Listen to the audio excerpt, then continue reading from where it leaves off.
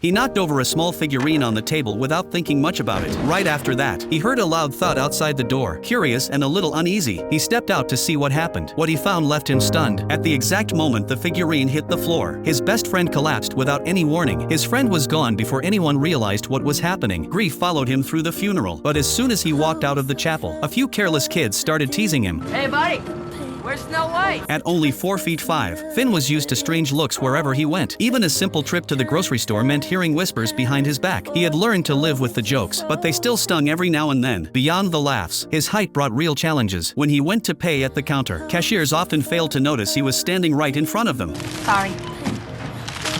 I didn't see you. Cash or charge? Cash.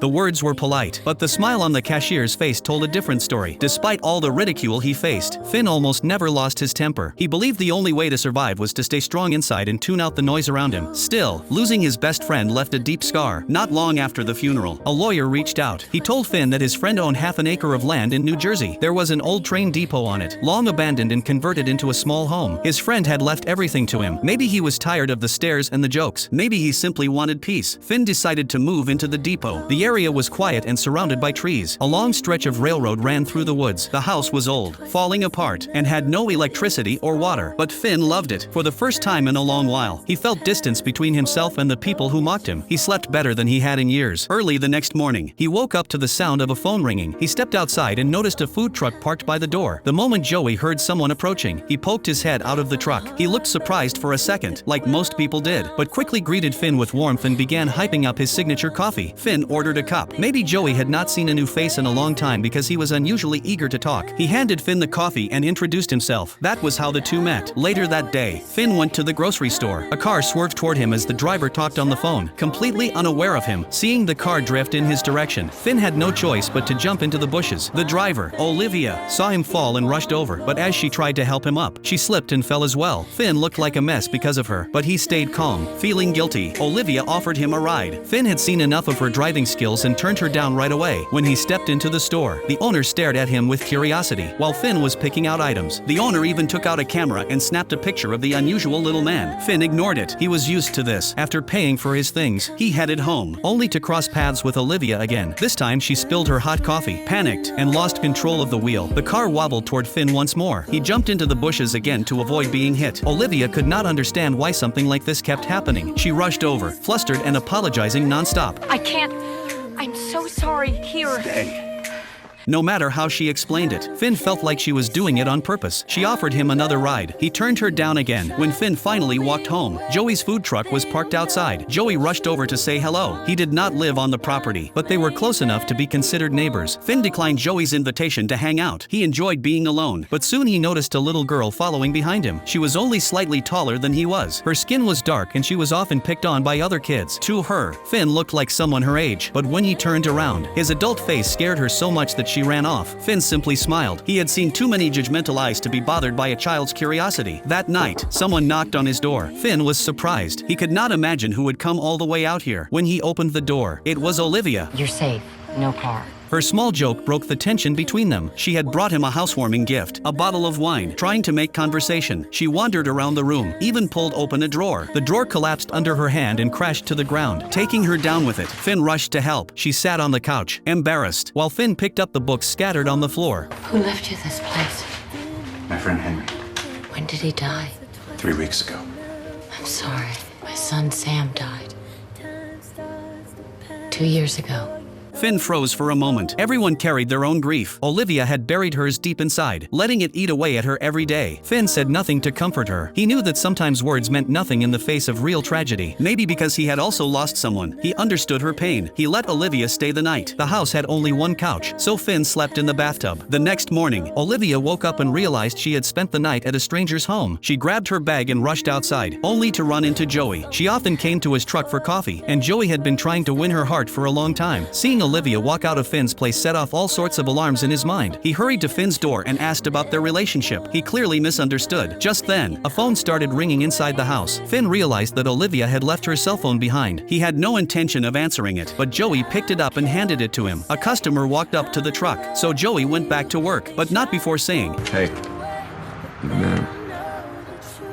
You're the man. No one had ever spoken to Finn like that. At first, he thought Joey was mocking him, just like everyone else. But when Joey repeated it, Finn realized he meant it. Despite a lifetime of ridicule, Finn knew he would still meet a few people who treated him with honesty. Moments like this gave him comfort. Finn later went to Olivia's house, set her phone by the door, and left quietly. A little while later, someone knocked on Olivia's window. It was her best friend. After her son died, Olivia had left the city and moved into the small cabin deep in the woods. Her friend worried about her mental state and had traveled a long way to visit her, but Olivia pushed her away. Seeing familiar faces only reminded her of her son. She brushed her friend off with a few quick words and hurried back inside. Meanwhile, Finn went to the library. As he walked out with a book, he startled the librarian. Oh God, I didn't know anybody was in here. Can I help you?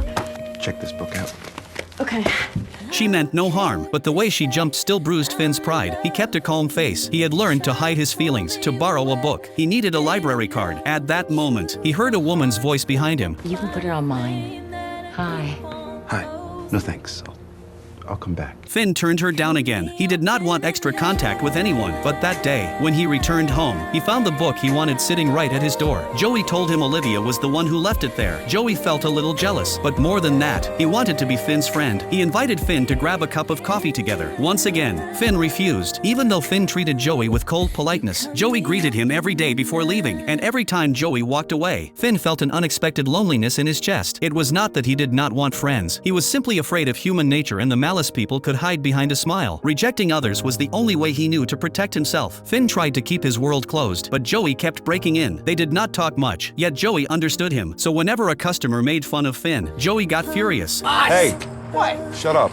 Compared with those people filled with contempt, Joey was genuinely kind. To most strangers, Finn was like an animal at the zoo, something to stare at because he looked different, but Joey saw the pain behind his silence. He could imagine the years of cruelty Finn must have endured. Joey approached him again and again. Finn barely spoke, and Joey did not like books, but Joey could sit beside him for an hour or two without complaint. No matter what topic Joey brought up, Finn rarely showed interest, yet Joey still stayed. One afternoon, Olivia happened to walk out of the supermarket. Joey suggested they all go for a picnic. Finn could not reject his enthusiasm, so he agreed. Joey handled the cooking while Finn and Olivia sat under a tree waiting. Just as Joey brought out the steak, his phone rang. It was his father. His father had been bedridden for years. Whenever he called, Joey had to go home at once. Joey jumped into his truck and sped off, leaving Finn and Olivia sitting there awkwardly. They exchanged a glance, neither sure what to say. After that day, Joey became Finn's shadow. Wherever Finn went, Joey followed. Finn liked reading quietly in his chair. Joey, restless as always, tossed stones nearby to entertain himself. One loved stillness, the other loved movement. Yet somehow, they got along. Sometimes Olivia came to join them. The three of them walked forward with no destination in mind. They never knew what scenery was ahead, but time with friends always felt peaceful. When they got tired, they sat on the ground. Finn shared his beef jerky with them. Their conversations drifted without direction. Finn said his biggest dream was to make a train documentary. Back when his best friend was still alive, they often attended a train documentary club. Members shared the footage they captured and the feelings behind their shots. Finn wanted to make one too, but he had no camcorder and could not drive. That had always been his regret. Sometimes the three of them sat at Finn's doorstep talking, but whenever Olivia saw the children kicking a ball by Joey's truck, her heart tightened. She thought of her son and instantly sank into sadness. To hide her emotions from Finn, she said she had something to do and quickly walked away. Finn was sensitive. He noticed her mood, but he never pried. With Joey and Olivia's help, Finn finally filmed the first documentary of his life. It was not perfect, but he loved it. They wanted to show Olivia right away because she was the one who gave him the camera. When they entered her home, they were surprised to find a full art studio. Somewhere along the way, the friendship among the three had grown deep enough for them to tease one another. Joey, being the chef, still handled all the cooking. Finn and Olivia just waited to eat. The two of them sat by the pool talking. Olivia said the house was originally bought by her ex-husband as a vacation home. She never imagined it would become her shelter from the world. Olivia asked Finn again why he chose to live out here. This time, Finn told her everything he had gone through since childhood. Then he revealed something shocking, a secret powerful enough to change all three of their lives. If you want to know what happens next, please follow me. The next chapter is coming soon.